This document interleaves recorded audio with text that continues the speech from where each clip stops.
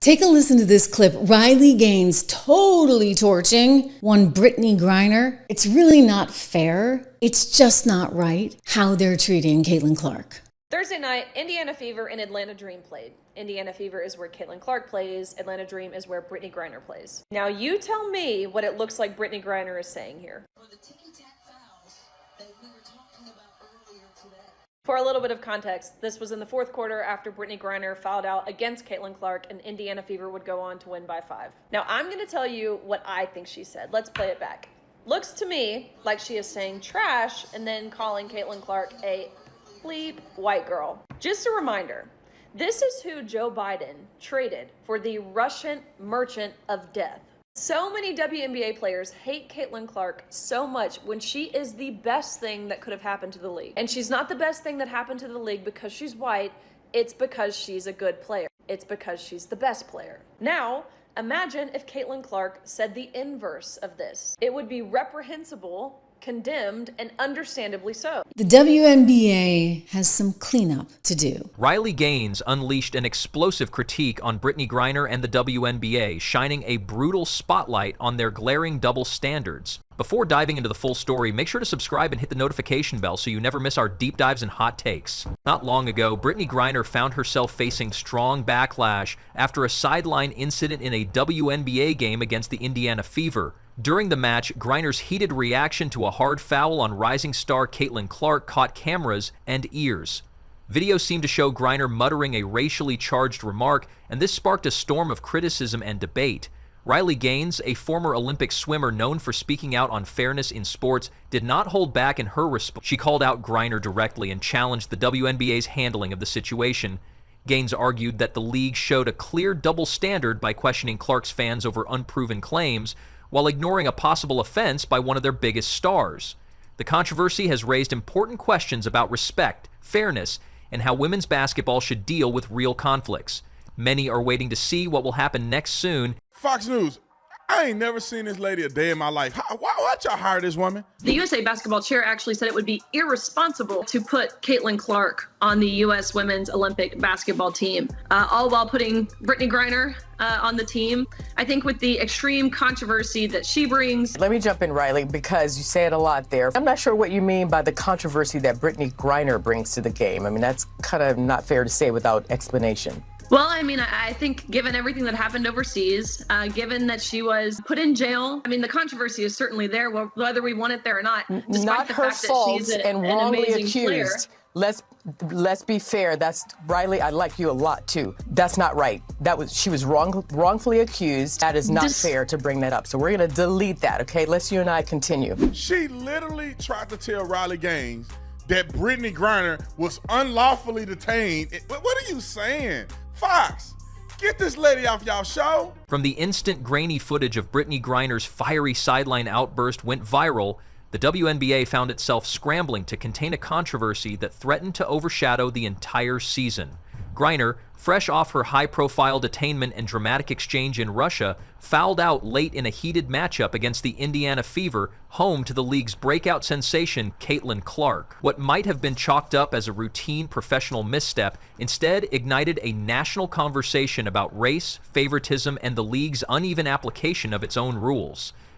Just last September, Brittney Griner is discussing new fans in the WNBA. Now, let me get it right. The W, Chad.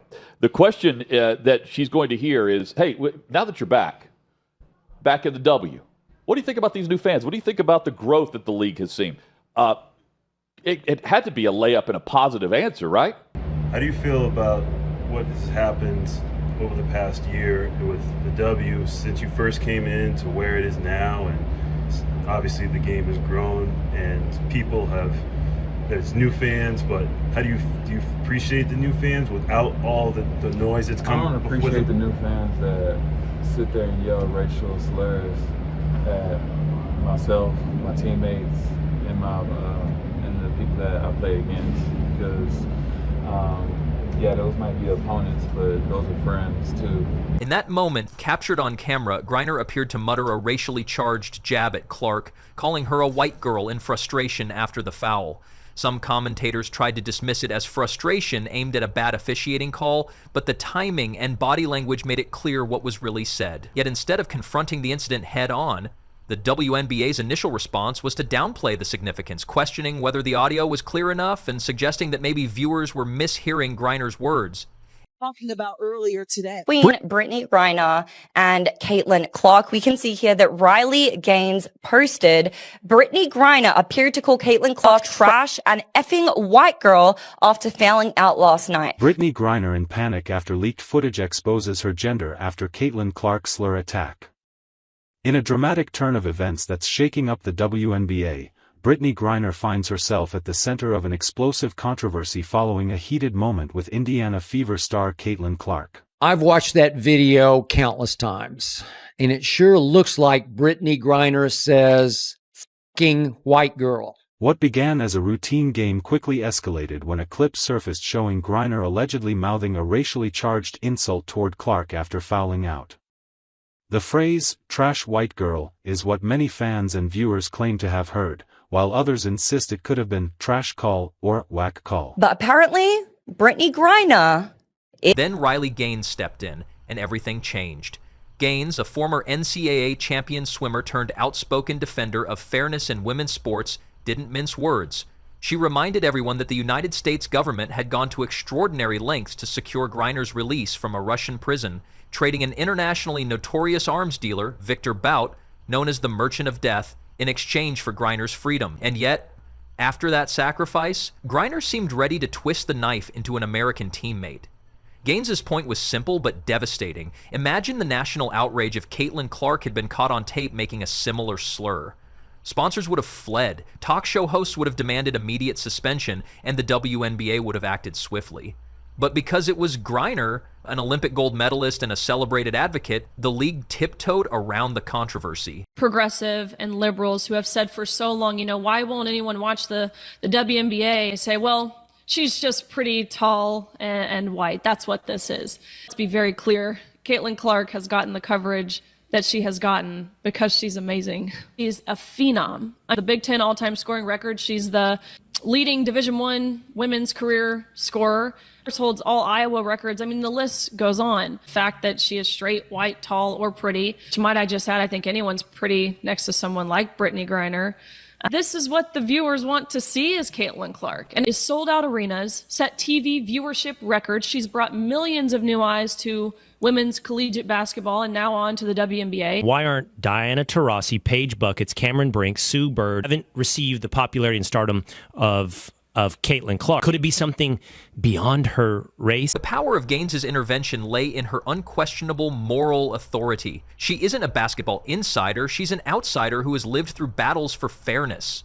In college, she fought against policies that forced female athletes to compete against biological males, enduring personal attacks and harsh criticism from the sports media. Her willingness to speak uncomfortable truths at the cost of her own reputation made her critique of the WNBA impossible to dismiss. On that same night, Gaines took to social media platforms, podcasts, and news interviews with surgical precision. She contrasted the WNBA's readiness to open investigations into baseless race hoax claims against Clark's fans, claims that ultimately lacked any evidence, with its reluctance to examine a real incident caught on tape. Gaines pointed out that while the league mobilized a formal inquiry into phantom accusations, it conveniently ignored apparent misconduct by one of its own stars. As if to prove her point, the WNBA denied media credentials to outkick reporters who simply sought to ask Griner directly about her words.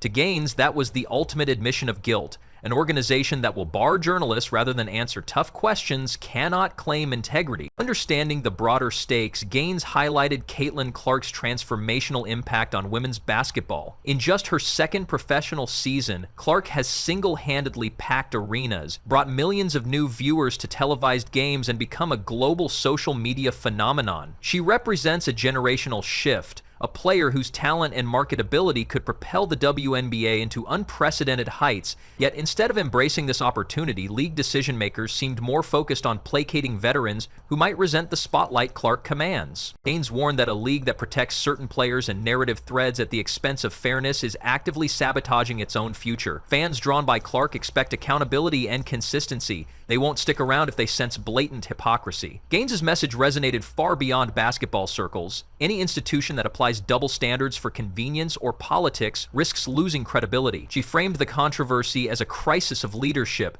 urging the WNBA to adopt uniform conduct rules and transparent investigative procedures. Behind closed doors, the WNBA's crisis team held urgent meetings to decide whether to investigate Griner's comments or hope the problem would go away. Many sponsors voiced unease, and some local partners even put new ad deals on hold until the league made its values clear. Nike executives quietly urged the WNBA to act fast and in a way that wouldn't hurt its image. Instead of promising concrete steps, the league issued a brief statement saying it remained committed to respectful competition, but offered no details on what would happen next. Through all the tension, Caitlin Clark stayed calm and focused. She kept scoring points, breaking records, and showing grace under pressure. Whenever reporters asked about the Griner incident, she said she wanted her play on the court to speak louder than any off-court drama. Clark's steady performance and polite answers won her even more public support, making it clear she was the real professional in this saga. As the U.S. women's team gathered for trials ahead of major tournaments, whispers spread about how the controversy might shape the roster. Some wondered if Griner's situation would damage team unity or distract from Olympic goals. Others pointed out that USA basketball leaders had once called Clark too controversial for a spot on the national squad, even as they praised Griner's return from Russia. Those past remarks now looked unfair and out of touch. In response, USA Basketball quietly reviewed its public comments policy, aiming to avoid showing favoritism or fueling internal rifts. Team veterans held private talks about respect, unity, and how best to support each other. At the same time, younger players spoke up in interviews about wanting clear guidelines on conduct, saying they deserved a level playing field both on and off the court. Facing this mounting pressure, the league announced plans to form an independent review panel that would include former players, ethicists, and fan representatives. The panel's job would be to recommend conduct rules and investigate any future incidents. Gaines praised the move, but reminded everyone that the proof would come in how quickly and openly the panel shared its findings. But Riley Gaines pushed back hard against that idea, making it clear that being an ally in one area does not give someone a free pass for harmful behavior in another. Respect applies to everyone, race, gender, nationality, she said in an interview. To Gaines, a comment that seems to single out an American teammate on the basis of race undermines the same unity that trans-inclusive advocates promise. She argued that upholding one form of rights while ignoring another creates a slippery slope. If leagues start picking and choosing which slights to punish, they lose moral authority altogether. Meanwhile, mainstream sports broadcasters were forced to confront the WNBA's credibility in real time. Inside the locker rooms, fault lines appeared where none had been visible before. Some veteran players, many of whom admired Griner's past courage and shared her off-court advocacy, felt that the backlash had gone too far and treated the incident as a misunderstanding blown out of proportion. They believed her apology should have been enough, but other teammates, influenced by Gaines's voice for accountability, insisted that a public apology needed to be backed up by real consequences and a commitment to change. Coaches found themselves stepping in more often to mediate, organizing extra meetings on respect and cultural sensitivity. That effort to rebuild trust added emotional strain during an already grueling season schedule. Practices that used to focus solely on X's and O's now sometimes began with discussions about team values and behavior. The added emotional labor tested relationships and forced everyone, players, coaches, and staff, to confront uncomfortable questions about where they stand on fairness, respect, and the limits of advocacy. The WNBA then released a detailed statement outlining disciplinary measures, a 2-gum suspension, mandatory training sessions on cultural sensitivity and anti-racism, and the publication of an annual ethics report. They also committed to granting full access to journalists covering future controversies. To Gaines's credit, she praised the measures as steps in the right direction, but cautioned that enforcement would be the real test. By season's end, the league's handling of the Griner incident had become a case study in organizational crisis management. Media scholars referenced it in articles about sports governance. University ethics courses added it to curricula on leadership and accountability. The controversy sparked broader conversations about how professional sports leagues navigate the intersection of talent, politics, and principles in an age of social media and 24/7 news cycle. For Brittney Griner, the path forward is straightforward. She needs to back up her public apology with real action. That means showing consistent, humble behavior every time she steps on or off the court. It means reaching out to community groups, schools, and youth programs to talk about respect and unity. It also means using her high-profile platform to bring people together, not drive them apart. If Griner follows through with that kind of genuine outreach and stays accountable, she can begin to rebuild trust with fans, teammates, and the broader basketball community.